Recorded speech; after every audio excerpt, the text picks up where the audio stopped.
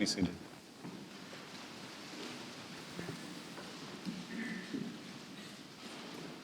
I am now thoroughly convinced that Dante missed one of the rings of hell that he so graphically described in the classic, The Inferno.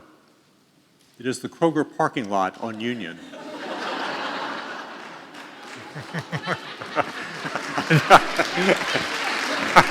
I didn't expect that. Like many of you, I tried to run countless errands the day before the snowstorm hit just over a week ago. One was a stop at Kroger over the lunch hour, completely full of harried shoppers, with the parking lot tightly packed with cars and trucks. After shopping, I pulled out of my parking space only to get caught up in a traffic logjam that lasted at least 5 minutes.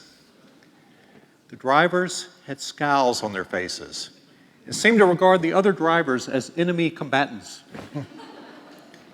Each driver did what they thought would be helpful to his or her own cause by lunging forward each time there was the slightest opening. But that just made it worse. What we needed was for the drivers on the perimeter of the logjam to move back a few feet to enable other cars to back up and give us all space to move.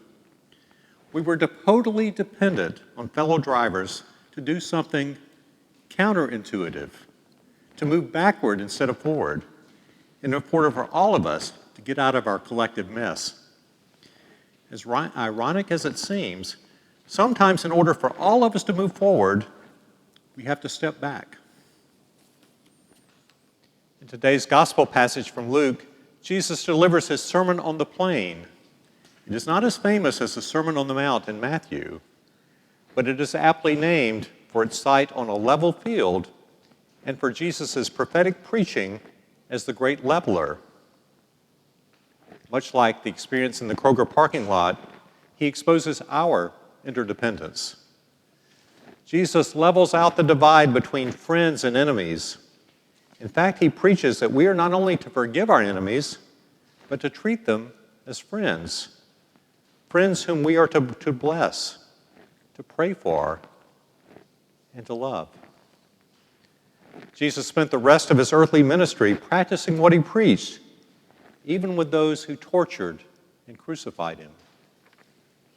He saw nonviolence not as a passive response, but as a way of directly confronting evil in such a manner that he and we do not succumb to it.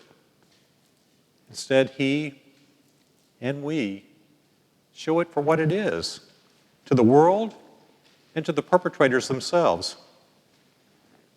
Jesus sought and still seeks to replace the way of violence with the way of love. At age 15, a young Martin Luther King Jr., known at the time as ML, went by bus to a statewide public speaking contest from Atlanta to Dublin, Georgia. His oration there was a blueprint for what would later become the I Have a Dream speech. On the long ride home from Dublin to Atlanta, the bus was empty enough at first that black passengers could sit wherever they liked. But when the bus stopped in Macon, the white bus driver ordered ML and his classmate to give up their seats to the oncoming white passengers. We didn't move quickly enough to suit him, ML recalled. The bus driver began cursing and calling them racial slurs. For the next 80 miles, ML stood. That night will never leave my memory, he said. It was the angriest I have ever been in my life. The optimism of the speech he had just delivered was crushed. Suddenly, ML said, I realized I don't count. I'm nobody. Yet his anger did not turn to violence. History would be very different if it had. ML studied the life and writings of Mahatma Gandhi, the spiritual leader of India, who liberated the people there through a direct campaign of nonviolence. Why did Gandhi take this approach? Gandhi was steeped in the Hindu philosophy of Advaita, a Sanskrit word that means not two. It signifies that all beings in reality are one, and that all life is interconnected. Gandhi came to believe that the universe is held together by nonviolence, and that the goal of all religions is to achieve oneness with all life. In his letter from a Birmingham jail in 1963, Dr. King wrote of this interconnectedness of humanity. He wrote, "Moreover, I am cognizant of the interrelatedness of all communities and states.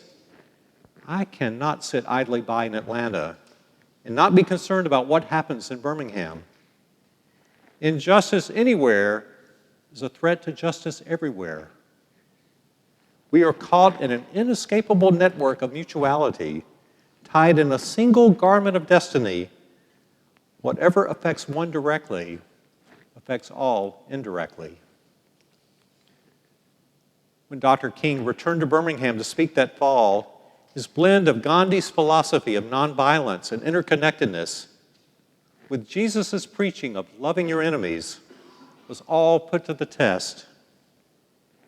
Incensed at Dr. King's views and his mere presence, a white supremacist rushed to the stage and landed 2 punches on Dr. King's face.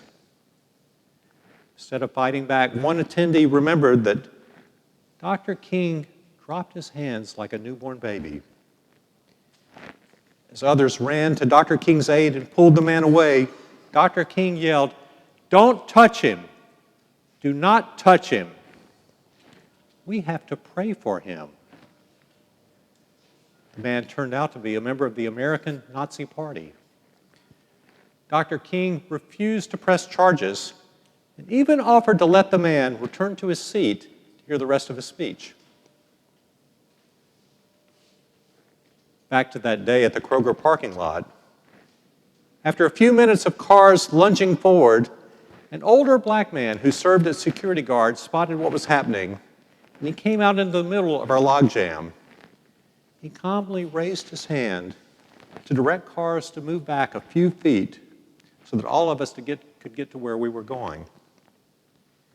As he saw drivers relax their scowls and move from selfish lunging forward to backing away to make room for others, I noticed a smile begin to spread on his face. He taught us that day the power of gentle persuasion. In a little way, he taught us the lesson that Gandhi, Dr. King, and Jesus all preached and lived. There is still much injustice in our world. We are still called to confront evil directly through resistance and action. But it must be done in nonviolent and even in loving ways. It is only accomplished by taking a deep breath, a rechanneling of anger, and a step back from violent actions, words, or thoughts. Only then will we ever be able to move forward together as one people, embracing a shared humanity, united as beloved children of God.